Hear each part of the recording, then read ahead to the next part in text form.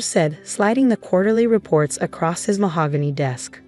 But don't worry, I'll buy you out for a generous $100,000.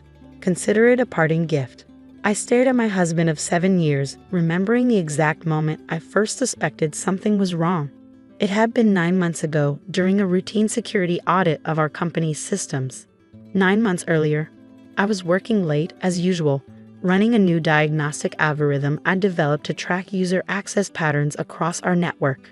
As Swift Technologies founder and chief architect, I'd written most of our security protocols myself. The algorithm was just another layer of protection, or so I thought at the time. At 2 a.m., the program flagged something unusual, a series of access attempts to our core financial systems from an IP address I didn't recognize. Not unusual in itself, we dealt with attempted breaches regularly. What caught my attention was that the access was granted. Someone had high-level authorization. Maya, I called out, knowing my head of security would still be at her desk. She practically lived in the office, just like I did. Can you look at something? Maya Lin had been with me since the early days, when Swift was just 3 people working out of my garage. She understood our systems almost as well as I did. What's up, Sophia? She asked, leaning over my shoulder to look at the screen. These access patterns, they're from Andrew's credentials, but the timing is off. He was at the charity gala with me when these were logged. Maya frowned, her fingers flying across the keyboard as she pulled up additional logs. Want me to flag it? I hesitated. Andrew was my husband, my co-CEO. We built this company together. Well, technically I built it and brought him in later, but that was semantics now. No, I said finally. Just keep an eye on it. Maybe it's nothing. But it wasn't nothing. Over the next few weeks, I noticed more discrepancies. Small things at first, unusual access times, strange patterns in our financial transfers, slight modifications to our security protocols that I hadn't authorized. I started keeping a private log, documenting everything. The investigator in me, the one who'd spent years hunting down software bugs and security flaws, couldn't ignore the pattern emerging. Then came the first client complaint. Ms. Chen, the email began, we've noticed some concerning issues with the latest security update. Our systems are showing multiple vulnerabilities that weren't present in previous versions. I spent 3 days analyzing the code, going through it line by line. The vulnerabilities were there, but they made no sense. They were too obvious, too clumsy. I would never have written code like that. That night, I did something I'd never done before. I accessed Andrew's private company email without his knowledge. We'd always maintained separate business accounts, respecting each other's autonomy in our respective areas of expertise. He handled the business side. I handled the technical side.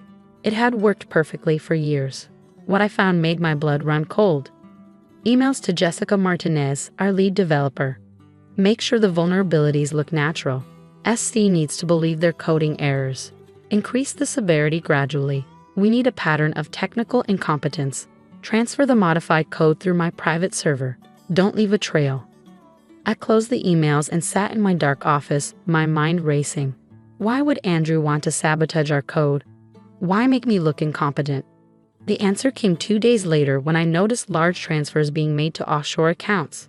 Accounts I hadn't authorized, hidden under layers of seemingly legitimate business transactions. I called Maya to my office after everyone else had left for the day. I need your absolute discretion, I said, closing the door. What I'm about to tell you doesn't leave this room. I showed her what I found, the emails, the transfers, the deliberate code sabotage. Her expression grew darker with each revelation. He's setting you up, she said finally, making it look like your code is failing so he can force you out. Meanwhile, he's siphoning off funds before the company's value tanks. The question is why? I mused, though I was already piecing it together. And more importantly, how long has this been going on? Want me to dig deeper? I shook my head. No, if he realizes we're investigating, he'll cover his tracks. We need someone outside the company, someone he doesn't know about. That's how I found Rachel Chen, no relation, a forensic accountant specializing in corporate fraud. On paper, I hired her through one of our subsidiary companies to do a routine audit.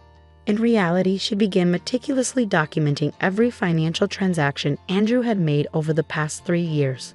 It's clever, Rachel admitted after 2 weeks of investigation. He's been building this for a long time, laying the groundwork slowly. If you hadn't caught those access discrepancies, it might have worked. How bad is it? She showed me the preliminary findings. Andrew had been systematically preparing to devalue the company, specifically my share of it. The code vulnerabilities were just the start.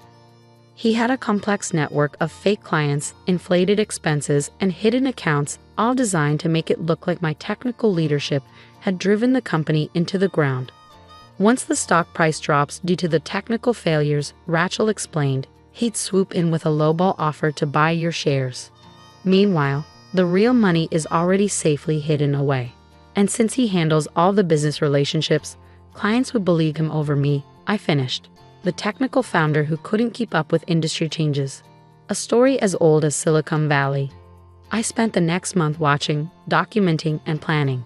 During the day, I played the role of the distracted technical founder, too busy with code to notice business matters.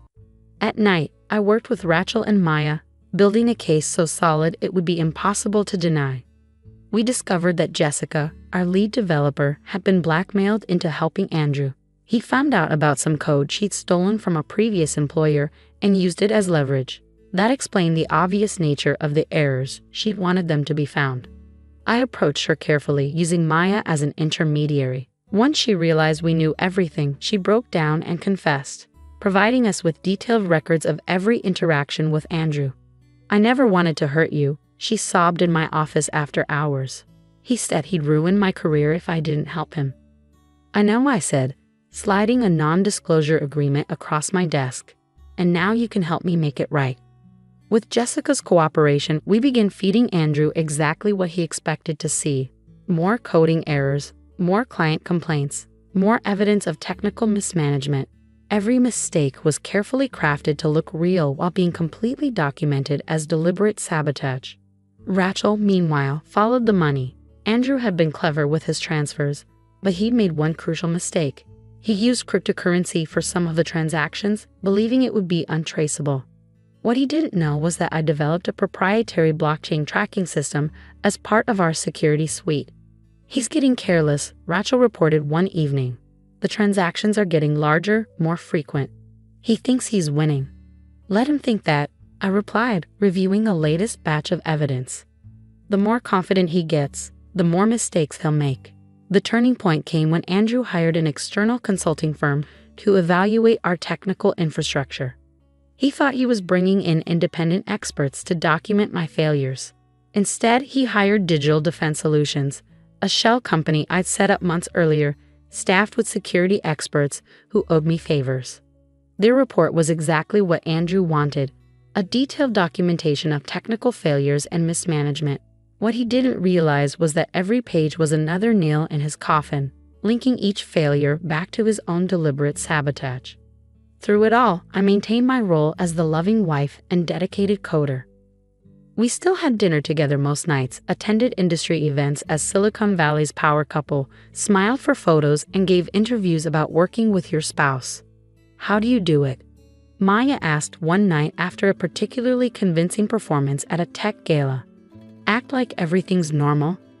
I thought about the years I'd spent building Swift, the late nights and early mornings, the sacrifices and hard choices. Because this company isn't just about money or success, I said. It's about proving that someone like me, a woman, an immigrant, a technical person, can build something meaningful. And I'll be damned if I let anyone take that away, especially not someone who claimed to love me. The final pieces fell into place faster than we'd expected. Andrew, convinced of his imminent victory, began preparing to push me out. He scheduled a board meeting to discuss the company's technical leadership challenges. He had his lawyers draw up buyout papers. He even started moving personal items out of our house, though he thought I hadn't noticed. What he didn't know was that every board member had already received a detailed dossier documenting his fraud. Every lawyer he contacted had a conflict of interest because they'd already been briefed by my legal team. Every personal item he moved was photographed and logged as evidence of premeditation. The day he finally made his move, showing me those quarterly reports and offering his insulting buyout, I was more than ready. I had been ready for months. The company's valued at $60 million, I said quietly, keeping my voice steady despite the rage building inside me. My half is worth significantly more than $100,000. Was worth, Andrew corrected, his smile widening. Before your unfortunate coding errors caused us to lose our biggest clients. Really, Sophia, you should have let me handle the technical side from the beginning. That's when I pulled out my tablet and began dismantling his world, piece by carefully documented piece. The look in his eyes as he realized how completely he'd been outplayed made all those months of pretense worth it. The aftermath was swift and devastating for him. The FBI arrested him that same day, leading him out of the office in handcuffs while reporters caught everything on camera. The board unanimously voted to remove him and return full control to me. The clients he thought he turned against me quickly returned when they learned the truth. But the real victory wasn't just in exposing Andrew's fraud or saving my company. It was in the lessons learned and the systems we put in place to prevent it from happening to others. 6 months later, Swift Technologies launched a new division specializing in fraud detection and prevention. Our first product was based on the very algorithms I used to catch Andrew, sophisticated pattern recognition combined with blockchain tracking and behavioral analysis. You know what the irony is? I said to Maya as we watched the product launch. If Andrew hadn't tried to destroy me, I might never have developed these security protocols. His betrayal literally helped me create our most successful product yet. Maya smiled. The best revenge isn't just about winning. It's about building something better from the wreckage. I finished. Today, a year after Andrew's arrest, I still run security audits late at night. Old habits die hard. But now, when I catch unusual patterns or suspicious activities, I think about how each potential threat is another opportunity to improve our systems, to protect others from experiencing what I went through. And sometimes late at night when I'm reviewing code, I think about Andrew sitting in his prison cell, realizing that his attempt to destroy me only made me stronger. That's the thing about revenge. When it's done right, it's not just about tearing someone down. It's about building something they never thought possible from the ashes of their betrayal.